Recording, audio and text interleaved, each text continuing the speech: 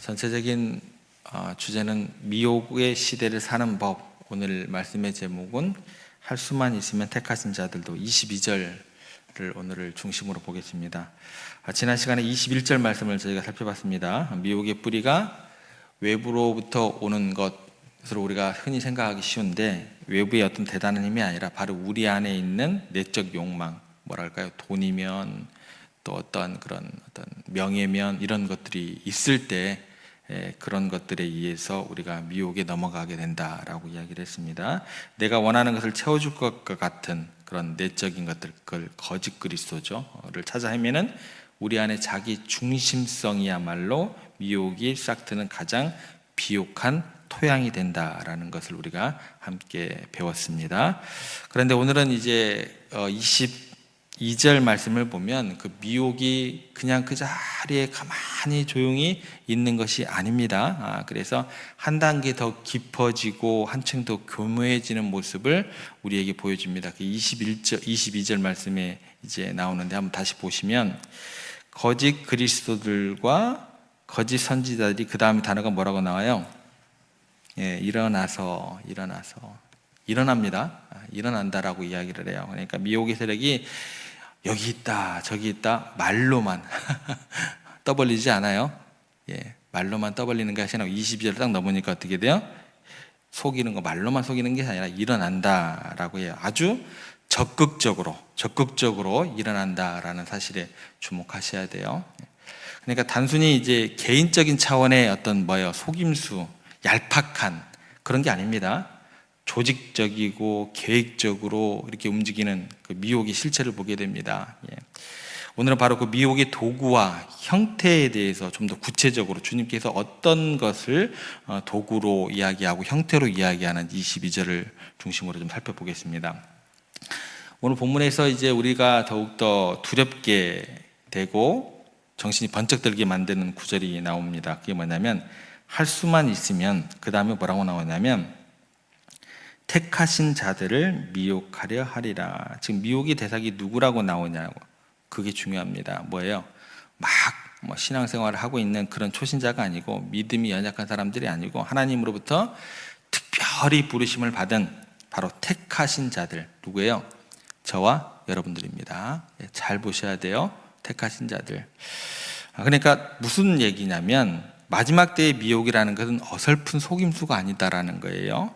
조잡한 논리로 접근하지 않는다라는 거예요. 그것은 택함 받은 성도들조차 정말 그런가 하고 순간적으로 흔들릴 만큼 지극히 정교하고 또 강력하고 압도적으로 다가온다라는 거예요. 그러니까 목사님들도 휘청휘청 넘어지잖아요. 그잖아요. 그러니까 도대체 무엇이 이토록 강력할까라는 생각을 하게 됩니다. 그 첫 번째 도구를 명확하게 이야기를 하세요. 그게 뭐냐면 이적과 기사다라고 이야기를 해요. 만약에 말로만 하고 이적과 기사가 안 보인다고 하면 별로 그렇게 강력하지는 않을 거예요. 좀 말로만 그렇게 얘기할 거예요. 근데 그렇지 않다는 것입니다. 첫 번째가 뭐예요? 도구가 이적과 기사입니다. 거짓 그리스도와 거짓 선지자들이 결코 빈손으로 여러분들에게 다가가지 않습니다. 그들은 눈에 보이는 능력을 행합니다. 사람들이 깜짝 놀랄 만한 기적도 보여주기도 해요. 그리고 이렇게 속삭입니다. 봐라. 이렇게 놀라운 기적을 행하고 이렇게 놀라운 능력을 보여주는데 이분이 메시아 아니겠느냐, 이분이 재림 예수 아니겠느냐, 이렇게 이야기를 해요. 너무나 설득력 있고 논리적인 것처럼 보여지고 들려지게 됩니다. 왜냐하면 그들이 교묘하게 초림으로 오셨던 예수님의 모습을 흉내내기 때문에 그래요. 왜 그러냐면 이게 어떤 거하고 오버랩 되냐면, 정확하게 매치가 되냐면, 정확하게 일치가 되냐면, 예수님께서 이 땅에 계실 때 수많은 이적과 기사를 행하시면서 말씀하십니다. 내가 이런 일을 행하는데 너희들이 믿지 않느냐, 이렇게 이야기를 하세요. 똑같이 매치가 돼요. 똑같이 일치가 돼요. 거짓 선지자들이 뭐예요? 이 프레임으로, 이 내용으로 접근을 하는 거예요. 그대로 가져오는 겁니다. 그들은 우리의 가장 깊은 갈망, 즉 초자연적인 어떤 능력으로 내 문제가 해결됐으면 좋겠다라는 그런 마음을 파고드는 거예요. 병든 자는 낫고 싶죠. 가난한 자는 부유해지고 싶고, 죽음의 공포 앞에서는 살고 싶어요. 그 절박한 마음에 기적이라는 그 도구를 살짝 올리면 어떻게 될까요? 가장 효과적인 미혹의 수단이 되는 거예요.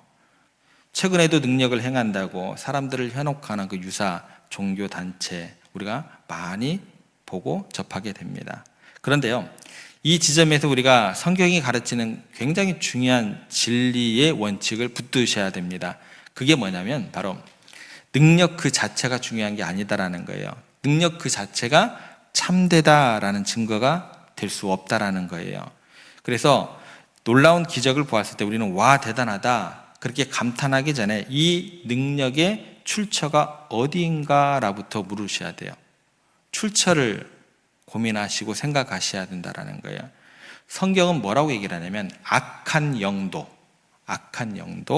놀라운 능력을 행할 수 있다고 분명하게 경고하고 있기 때문이다라는 거예요. 그래서 요한계시록에 보면 거짓 선지자가 불이 하늘로부터 내리게 하는 엄청난 이적을 행할 것이다 라고 기록되어 있습니다. 그 능력만 보면 누구라도 속아 넘어갈 수 있다라는 거예요. 예를 들어서 좀 이렇게 접근해 보겠습니다. 그러면 주님께서 죽은 나사로를 살리셨을 때를 한번 기억해 보겠습니다. 역사상 가장 위대한 기적이 눈앞에 펼쳐졌습니다. 그런데 바리새인과 서기관들의 반응은 어떠했는가를 한번 생각해 보시기 바랍니다. 그들이 그 기적을 보고 회개하고 예수님을 믿었습니까? 예, 아닙니다. 오히려 그들은 더욱 예수님을 죽이려고 연구를 하기 시작합니다. 무슨 말이냐면 기적이라는 것은요, 여러분들 잘 생각하셔야 돼요. 내 안에 그것을 받아들일 만한 믿음과 갈망이 있을 때만 의미 있는 기적이 된다라는 거예요. 내가 그걸 기적으로 인정하겠다라는 거예요. 다시 말해서 우리가 원하는 것을 이루어지는 것을 기적이라고 부르기 쉽다라는 거예요. 하나님께서 얘기하시는 어떤 변화라든지 어떤 한 사람이 어떤 바뀌는 어떤 그런 것들은 그런 기적으로 치지 않아요. 그죠? 내가 원하는 것이 이루어지는 것을 기적이라고 부르기 굉장히 쉽습니다. 그래서 주님께서 뭐라고 얘기를 하시냐면 그가 아무리 어마어마한 기적을 행하더라도 그가 아무리 대단한 능력을 보여주더라도 그것 때문에 그를 그리스도로 믿어서는 절대로 안 된다라는 거예요. 초림 예수, 처음에 오셨던 예수님은요, 자신이 어떤 분이고 어떠한 역할을 하고 어떤 일을 해야 되겠다라고 그런 것들을 증거하기 위해서 표적이 필요했어요. 예, 표적이 꼭 따라다닙니다. 내가 어떠한 목적과 어떠한 신분으로 왔다. 그거에 대한 설명이 들어가기 때문에 표적이 필요했어요. 그런데 영광으로 다시 오실 재림의 주님은요, 그런 표적이 필요 없는 압도적인 권능으로 오시는 분이다라는 거예요. 이 차이를 잊으시면 안 돼요. 그리고 또 한 가지, 미혹의 도구는 이렇게 눈에 보이는 능력만 있는 게 아닙니다. 이적과 기사만 있는 게 아니에요. 훨씬 더 교묘하고 세련된 형태의 미혹이 있습니다. 그것이 뭐냐면 사람들의 마음을 끄는 신앙의 스타일이에요. 이거 굉장히 넘어가기 쉽습니다. 여기 있다 저기 있다 외치면 구체적으로 어떠한 신앙의 형태로 나타날 수 있을까? 오늘 마가복음에는 이게 좀 얕아요. 이게 병행구절로 가면 좀 더 강하게 나옵니다. 마태복음 24장 26절에 가면 나오는데요. 한번 저희가 한번 찾아보겠습니다. 두 가지가 나오는데요. 마태복음 24장 26절에 가면 마태복음 24장이면 42페이지 정도 되거든요. 마태복음 24장 26절.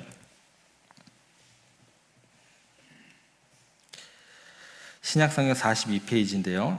42장 26절 한번 저희가 같이 한번 읽겠습니다.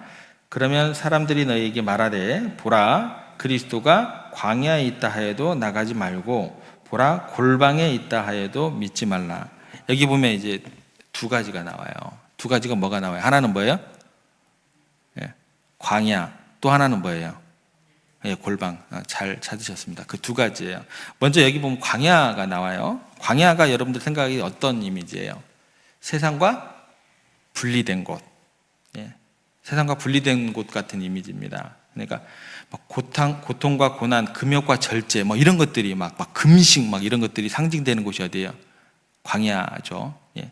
그러니까 세상에서 실망하고 교회의 세속화의 염증을 느낀 사람들에게 이 광야 스타일의 신앙생활 매력적일까요? 매력적이지 않을까요?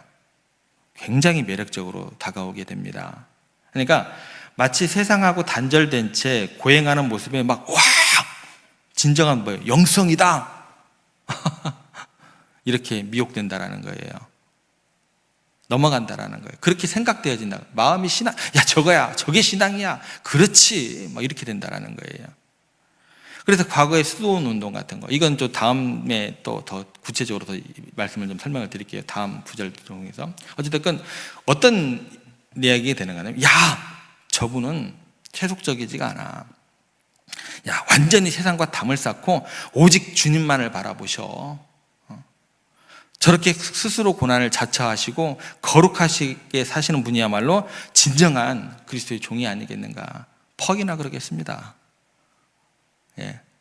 아니에요, 여러분들. 자, 모세도 광야에서 하나님을 만났어요. 세례 요한도 광야에서 외쳤어요. 그들의 삶이 위대하지 않은 게 아니었어요. 그런데 그들이 그리스도예요? 아닙니다. 아니에요. 목사가 그리스도예요? 아니에요, 여러분들. 세례 요한도 모세도 그리스도가 아닙니다. 메시아가 아니에요. 근데 어디 뭐 대형교회 목사가 그리스도예요? 말도 막 함부로 하고 그건 아니잖아요. 모세도 세례 요한도 그리스도가 아닌데 세상을 등지고 고행을 하는 그 거룩해 보이는 모습에 혹해가지고 야 저것만이 유일한 신앙이고 또 그 길을 따라가야 돼. 이것이 뭐라고 얘기를 해요? 주님께서 광야의 미혹이다라고 이야기를 해요. 또 하나 나오죠. 뒤에는 뭐라고 나요? 광야에 있다 해도 나가지 말고 보라 골방에 있다 해도 믿지 말라. 두 번째는 뭐예요? 골방입니다. 골방은 어떤 이미지로 여러분들에게 다가오세요? 깊고 은밀하고 막 신비롭게 느껴지죠, 그죠? 세상의 관계보다도 하나님과의 개인적인 비밀스러운 관계. 나는 뭔가 하나님과 비밀스러운 것이 있어. 그런 신앙의 형태를 이야기하는 거예요. 아, 목사님, 이걸 그러니까 우리가 어떻게 구분해요? 그러니까 그런 능력과 이런 신앙의 형태들이 혹해가지고 그 미혹에 넘어진다라는 거예요. 그러니까 어떤 거냐면 뭔가 혼자만의 그게 있는 것처럼 막 보이게 해요. 깊은 묵상을 하는 것처럼 보이게 하고 뭐 신비한 체험을 하는 것처럼 이렇게 이야기를 하기도 하고 하나님과 나는 뭐 특별한 교감을 가지고 있다고 얘기하고 내가 뭐를 봤어 막 자꾸 이렇게 얘기를 하기도 하고. 예. 그럼 어떻게 돼요? 야 저분에게는 뭔가 특별한 것이 있는 것 같아. 저분과 대화하면 막 너 하나님의 음성을 막 이야기해주는 그렇게 얘기를 해. 퍽이나 그러겠습니다. 이런 사람들을 보면 뭐 혼자 하나님 다 소유한 것 같아요. 그죠? 깊은 영적인 통찰력과 신비감에 빠져 있어요. 헤어나오질 못해요. 예. 그들이 하는 말 한마디 한마디에는 마치 하나님의 비밀스러운 뜻이 담겨져 있는 것처럼 목소리도 깔고 표정도 거룩하게 만들고 분위기도 만들고. 예. 그래서 사람들이 어떻게 돼요? 와 그쪽으로 막 몰려가요. 이쪽으로 갔다 저쪽으로 갔다. 예. 여러분 그런데 이것 또한 하나님께서 원하시는 신앙의 온전한 모습이 아닙니다. 광야, 골방 이 둘은요 겉보기에는 달라 보이지만 치명적인 공통점이 있습니다. 뭐냐면 일상하고 관계를 떠나서 특별한 것을 추구해요. 왜냐하면 특별한 것을 추구하지 않으려고 하면 일상과 관계를 떠날 필요가 없어요. 특별한 게 보이고 특별한 것을 추구하다 보면 일상 관계는 철저히 무시돼야지 뭔가 나만 예, 특별한 사람이 되거든요. 특별한 것을 가진 사람이 되거든요. 그런데 하나님께서요 우리에게 원하시는 진짜 영성은 어디에 있다고 말씀하시냐? 새 계명을 너희에게 주노니 서로 사랑하라.